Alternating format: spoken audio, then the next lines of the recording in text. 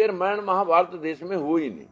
ये तो पुष्यमित्र शुंग ने 10 राजाओं की वंशावली मौर्य वंश को खत्म करके, उसके दरबार में लेखक था, लड़की की शादी राजा से करके सेनापति का खिताब लिया, सेना अपनी पर ली और राजा कत्ल कर दिया और वहां से अयोध्या आके बसाई 184 ईसा पूर्व, यानी 2200 साल पहले अयोध्या बसी। किस किस वंश ने उस पर राज करा? शुंग वंश ने स्टार्ट किया, अयोध्या बसाई थी शुंग वंश ने। और उसके बाद जहाँ कुषाण वंश है, जहाँ गुप्त वंश है, जहाँ पाल वंश है, जितने भी वंशों ने राज किया उसका हिस्ट्री में वर्णन है। वहां कहीं राम की जो अयोध्या बसने से पहले, अब जब अयोध्या में जन्म हुआ तो उससे अयोध्या बसने से पहले तो राम नहीं आए होंगे।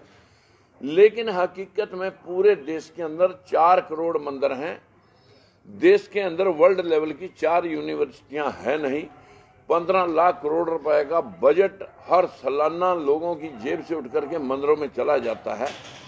और अब तो सरकार कह रही है कि मंदिरों के महंतों को उनको तनख्वाह भी दी जाए। देश के अंदर अगर सरस्वती लक्ष्मी पूजा से धन और ज्ञान आना था तो फिर वो सारा हमारे भारत देश में आना चाहिए था। वो जो इधर Canada, America, Australia, Dubai, Japan, चीन, रूस, वो धन तो सारा वहां चला गया, ज्ञान सारा वहां चला गया।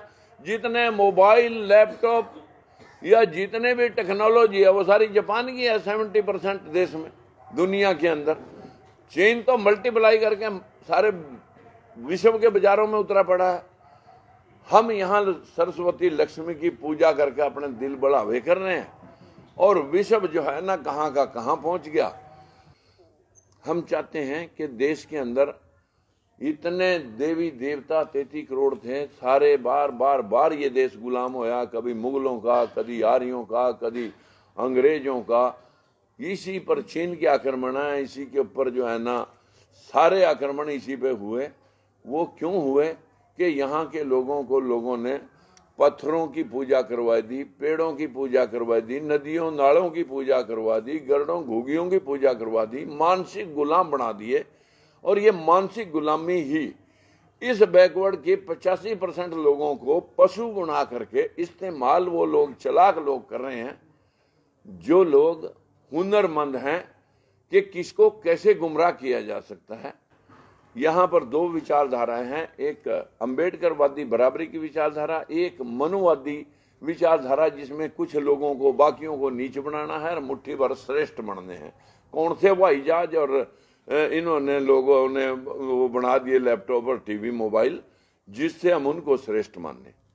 सुप्रीम कोर्ट में 9 सितंबर 1976 को ललई सिंह यादव की किताब का इलाहाबाद हाई कोर्ट ने उसको सही मानना था, जिसमें उसने कहा था कि अगर सूरज को कोई खा सकता है, मैल से बच्चे बन सकते हैं, 10 सिरों वाला आदमी हो सकता है, आदमी की गर्दन के ऊपर हाथी की गर्दन लग सकती है, तो आज क्यों नहीं?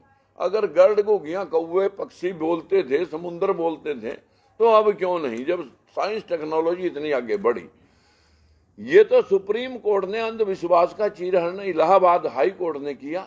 हमारे देश के सुप्रीम कोर्ट के अंदर भाषा विभाग, पुरातत्व विभाग, आर्कोलॉजिकल डिपार्टमेंट और लैंग्वेज डिपार्टमेंट दोनों ने हल्फनामा दे रखा कि रामायण महाभारत का देश के अंदर कोई ऐतिहासिक तथ्य नहीं है। अब बताइए, वो मैंने नकारा या सुप्रीम कोर्ट में एफिडेविट देने वालों ने नकारा? मैंने कभी जिंदगी में मंदिर नहीं गया, श्री राम का नारायण लगाया। मैं तो फूले साहब का अनुयायी हूँ और मैं जो है ना गौतम बुद्ध की विचारधारा से अभी भी मेरी मतलब जो है ना विपसना के अंदर से लौट के आया। मैं कभी आडंबर में धर्म क्या है? जो सबके लिए बराबरी दर्ज करता हो, सबका सम्मान करता हो, सबके कल्याण का और मंगलमय होने का की कामना करता हो, वो है इंसानियत धर्म। जो गौतम बुद्ध ने दुनिया को पंचशील दी, विश्व के 80 मुल्कों में आज गौतम बुद्ध को माना जाता है। हमारे देश का प्रधानमंत्री जाता है, मैं बुद्ध की धरती से आया हूं, वहां राम श्याम की धरती क्यों नहीं कहता? हमारे देश के अंदर पंचशील जो थी वो विश्व के 80 कंट्री मान रहे हैं। चोरी, झूठ, नशा, अनैतिक व्यभिचार, बिना वजह हत्या, इन 5 दुष्कर्मों को छोड़कर मानव कल्याण के लिए जो आदमी काम करे उसे लोगों ने जीते जी महापुरुष और मरने के बाद उसे भगवान मान लिया। ऐसे ही कबीरदास हैं, ऐसे रविदास हैं, ऐसे गुरु नानक देव हैं, ऐसे गुरु गोविंद सिंह हैं, ऐसे ही सोक्रेटिस हैं, ऐसे ईसा मसीह हैं, ऐसे मोहम्मद पैगंबर साहब हैं। जितने भी भगवानों का मान रहे वो सब इंसान हुए। अगर ये इंसान हुए तो इनका भी इतिहास होना चाहिए था। तो इसलिए हमारा मानना है कि हम ऐतिहासिक तथ्यों के ऊपर बात करें। और इस देश की गरीबी का मूल कारण है अंधविश्वास।